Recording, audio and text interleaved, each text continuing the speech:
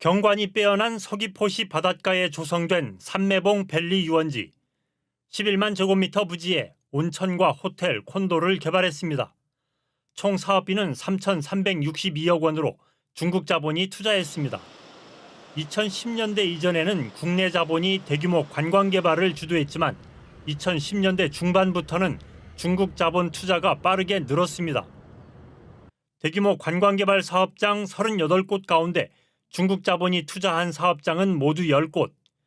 전체 사업 부지 3,198만 제곱미터 가운데 중국 자본이 개발하는 면적은 28%인 895만 제곱미터. 전체 사업비 17조 2,700억 원 가운데 중국 자본 투자 규모는 7조 500억 원으로 41%를 차지합니다. 중국 자본이 유입되면서 제주로 들어오는 외국인 직접 투자도 급증했습니다. 2000년대 중반까지 1,000만 달러를 밑돌다 2013년부터 급증하기 시작해 2014년 5억 5,400만 달러, 우리 돈 7,400억 원을 돌파했습니다. 2016년과 17년에는 9억 달러, 우리 돈 1조 2천억 원을 넘어 사상 최고 수준을 기록한 뒤 2020년까지 3억 달러 선을 유지했습니다. 2013년부터 8년 동안 43억 5,700만 달러, 우리 돈 5조 8천억 원 넘는 자금이 제주로 몰렸습니다. 제주 지역 땅값은 가파르게 상승했습니다. 지가지수 분석 결과 전국 평균과 비슷하게 유지되던 제주의 지가지수는 외국인 투자가 급증한 2014년부터 차이가 벌어졌습니다. 2018년에는 격차가 최대로 커졌고 제주의 부동산 시장은 심각한 과열 현상을 보였습니다. 가파른 지가 상승은 주택 가격과 임대료 급등으로 이어져 자산 불평등을 심화시키고 서민 경제에 어려움을 가중시켰습니다. 토지의 가격이 비싸다라는 것은 지역 주민에 대한 임대료라든지 상가에 대한 임대료가 올라가는 효과가 있기 때문에 긍정적인 효과보다는 부정적인 효과가 더 많다라고 볼 수도 있죠. 더 심각한 문제는 제주에서 발생한 소득이 다른 지역으로 급격하게 빠져나간 것입니다. 지역의 소득이 외부로 유출되는 정도를 가늠하는 통계 항목을 분석한 결과 국제자유 도시 개발이 본격 추진된 2002년 이전에는 다른 지역에서 소득이 유입됐으나 2003년 1,389억 원을 시작으로 계속 소득이 유출됐습니다. 2009년에는 처음으로 5천억 원을 넘었고 2016년에는 사상 최대인 5,813억 원이 유출되는 등 20년 동안 3조 9천억 원의 소득이 제주 밖으로 빠져나갔습니다.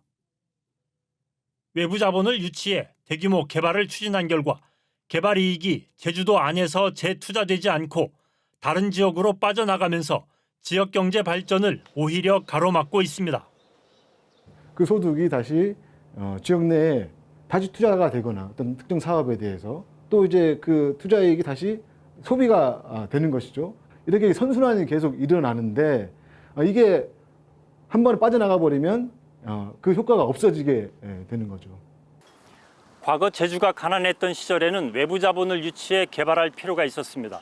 그러나 50년 넘게 외부 자본에 의존하는 대규모 개발 정책이 지속되면서 심각한 부작용이 나타나고 있습니다. 근본적인 재검토와 새로운 대안 모색이 시급한 과제로 떠올랐습니다. MBC 뉴스 송원일입니다. 해발 300m 높이 한라산 중턱에 위치한 한 리조트. 까만 승용차 한 대가 리조트 안으로 들어옵니다. 한 건물 앞에는 오영훈 도지사의 방문을 환영한다는 현수막이 걸려 있고 곧이어 직원들의 환영을 받으며 오영훈 지사가 차량에서 내립니다.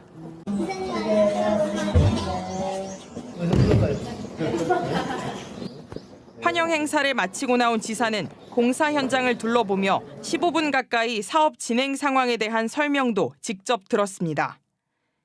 이후 다시 차량을 탄 오영훈 지사는 수영장이 달려있는 한 객실로 들어갔습니다. 그리고 50분 후 일행들과 함께 객실에서 나와 배웅을 받고 리조트를 빠져나갑니다. 개발 사업체 리조트에 방문한 오영훈 도지사는 리조트 안에 있는 이 객실에서 점심 식사를 했습니다. 이날 리조트를 방문한 오 지사와 일행은 모두 11명. 환영 행사와 점심 식사까지 1시간 반 동안 머물렀습니다. 그런데 이날 오 지사의 방문은 홈페이지에 공개된 공식 일정에 나와 있지 않았습니다. 또 리조트 측은 사흘 전부터 전 직원이 모두 동원돼 환영 행사를 준비하라는 지시가 내려졌고 지사와 일행들을 위해 식사와 함께 100만 원어치의 와인 선물을 준비했던 것으로 전해졌습니다. 제주도는 식사 일정은 원래 공개되지 않는다며 도지사가 평소 기업인들을 만나 얘기를 듣고 부탁과 협조를 하는데 이번 방문도 그런 차원이라고 설명했습니다. 또 리조트 측으로부터 어떤 것도 받은 것이 없다고 밝혔습니다. MBC 뉴스 이따금입니다. 중국 부동산 기업인 바이퉁 그룹의 한국 현지 법인인 백통신원이 제주에 리조트를 짓겠다며 개발 사업 승인을 신청한 것은 지난 2012년. 곧바로 중상 간 난개발 논란이 일었습니다.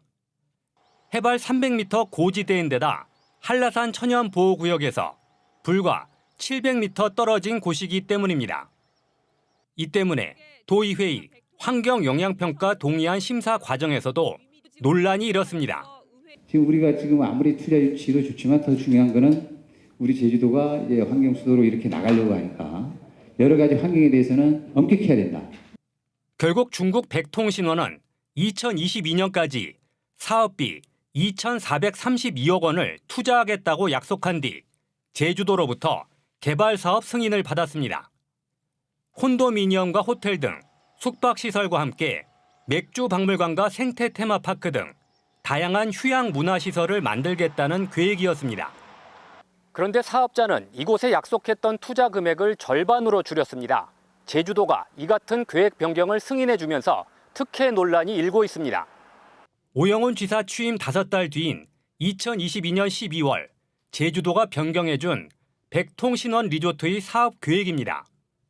사업비는 당초 계획에 있던 2,432억 원에서 1,025억 원으로 무려 1,400억 원이나 줄었습니다. 사업 면적도 55만 제곱미터에서 27만 제곱미터로 반토막이 났고 맥주 박물관과 생태 테마파크 등 휴양 문화시설은 모두 백지화됐습니다. 일단 땅이 팔 수 있는 것이죠. 그 나머지 토지들이 남아 있는 것이고 개발이 되지 않을 곳을 개발이 될 수 있는 곳으로 바꿔줬기 때문에 이게 땅값의 상승이 엄청나게 많은 것이죠.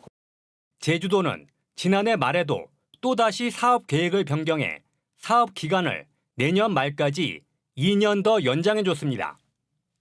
중국 백통신원은 내년 말까지 공사를 마무리하면 한라산 기슭의 목장에서 리조트 부지로 변신한 땅을 팔아 막대한 시세 차익을 챙길 수 있게 됩니다. MBC 뉴스 조인호입니다.